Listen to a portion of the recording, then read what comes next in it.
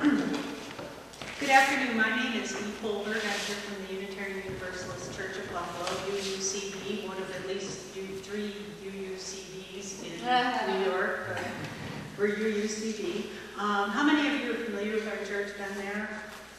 So most of you. We're a pretty big church. We're a beautiful historic church in the Elmwood Village in Buffalo, one of the most vibrant commercial areas of Buffalo.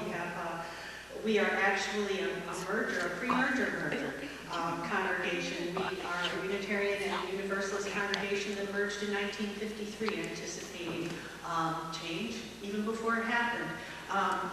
We have about 400 members. We have 140 kids plus or minus in RE. We are a welcoming congregation. We're a very diverse congregation. We have a full-time lifespan accredited DRE and a staff nursery, so we're a pretty organized group. At least it looks that way from the outside. But we are kind of have been and are working to reverse a culture of sort of low effort in which we have actually allowed ourselves to recruit board members with the "it won't be very much work at all" kind of promise. We're a low average pledge congregation compared with other churches of our size and compared with other congregations in our sort of demographic profile. We were turned down for a Chalice Lighter grant to help us hire a membership coordinator to sort of reverse the trend and better welcome and integrate newcomers. So we weren't a shrinking church, but we were a growing church. Into this, though, some energy was flowing. We sent a very large group of people to the district pastoral to program transition program last spring called Running with the Big Dogs. Anybody here? I didn't go. I wish I had now. And we worked very hard for 3 years to put together a very detailed and very action-oriented long-range plan, which was adopted by our congregation in January of 2011. So into this, we've got things going on, but not a lot of, an idea that we need to change, but not a lot of organization around what kind of change. And into the middle of all of this, our minister of 11 years resigns. Talk about anxious times. It was a very anxious time. We were just scattered. We focused on the search. And then, fortunately, with the help of our interim search committee, we managed to step back and focus not on the search for a settled minister, not even necessarily on a search for an interim minister, but a search for ourselves. And our interim committee explicitly went out and looked for an interim minister to lead us through this transition and to help us focus on what we wanted to be in the future. They chose a professional interim to get us organized and thinking about issues of governance and growth, or not, because there's the other option. The other option is to just stay the course, and knowing that meant not growing and probably really not reversing growth and maybe, losing some of what's precious about our community. Our intern came in and sort of read us, not really, I don't want to say a riot act, but we had a great big meeting last September, and she said, okay, you seem to be thinking about mission and vision and covenant and stewardship, and these are all the things that you need to do if you want to move towards this change and work on governance. Is that what you want to do? And we said, yes, that's what we want to do. Lead us there. And she said, absolutely, let's get going. We've got our flag and we're all, yes, let's go. That started last year of intensely hard work at the congregation, of which the Healthy Smart, we call it Healthy Smart, that's our abbreviation for it in Buffalo, was a part. So we had, with the help of our interim minister, she redrafted our Chalice Lighter grant and got that submitted. It was approved in May.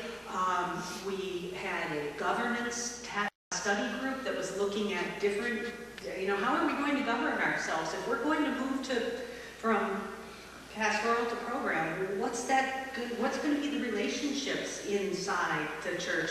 And we really struggled with that. The other thing that we did was an appreciative inquiry, a deep listening process that engaged the entire congregation and resulted in our new mission statement and really helped us focus on really not just listening to one another, but hearing one another in a way that we really hadn't. Because remember, we're kind of a lazy congregation, and we see the same people every week. We sit in the same place every week. And one of the outcomes was that some of us move around a little more, and it's kind of fun. It looks different over here, and then over here. Meet new people, imagine that. But we also, as part of our focus on change, we did the Healthy Smart program. We were in a cluster, so we were the host, but we had the church in Amherst, Niagara Falls, Jamestown, and Fredonia joining us every month, not every week. And we did it, it's a 6-piece program, and we did it in 5 because last year there was no snow except the kickoff day for our, remember that? So what we needed to do was to start to know ourselves as a congregation better and ourselves as leaders. And Healthy Smart really helped us focus on that, like the story you told, knowing what your role could be and should be when conflict arises, and drawing yourself up to your full height and being brave and squelching controversy and being transparent and getting the word out. We needed to face our anxiety. When our minister resigned, we just reacted for really immediately. We just went, oh, shock, grief, and it rippled. It rippled throughout the congregation. But we moved through the roller coaster of change with the help of Healthy Smart. So we went from the feeling part, sort of bottomed out, into the ideas and moving forward and thinking part. And we've identified our strengths, I think, boosting our confidence as leaders and as congregants, so that now, we really need to start focusing on our search coming up in the next couple of months. And we're doing that with calmness and confidence, because we know that it's not about the search for the minister, but the search that we've been on for ourselves that will help us to attract a minister who will help us to become the congregation that we want to be. Our board is successfully looking at its governance structure and rolling that out in a couple of weeks as a process. And we've done progress on our key goals. We really have the mission. We have a beautiful new mission statement. Thank you, First Unitarian of Rochester, for that 3-word thing. We love it. Ours is gather, inspire, transform. But I wanted to say, if you're thinking about doing a Healthy Smart process, but there's an awful lot of other things going on, don't let that stop you. Let it be a part of all of the other things that are going on. First of all, because if you want to get something done, ask a busy person. And second of all, because if there's a lot of things going on, Healthy Smart can really help you focus on drawing those things together, because it really is a systems way of looking at things. It really does help you get up to the 30,000-foot level and look down and see how the pieces all fit together. Make sure if you do it, we had 20 people go to every session, and 10 people went to some or most of the sessions. Make sure that if you're going to embark on a process like this, that you engage a lot of people if you can, but that you engage the right people, so that you have people from your board there, and you have people from RE. Please, always RE people. That you have people who are just congregants, who just come every Sunday, that you have people who are active in other facets of church life, so that you have a really good, healthy mix of people involved, people that don't necessarily already know one another. That was certainly our case. I think those are the messages that I had. It's fun, it's a lot of work, there's homework, you have to be prepared. If you're going to sign up for it, you got to be prepared to do the assessments, darn it, and bring them with you. Kathy's laughing at me. It's a lot of work, but it's a lot of fun. I think it's well worth it. It rolls out over 6 months, and at the end of it, you won't believe that you didn't always know the stuff that you learned. So thank you very much.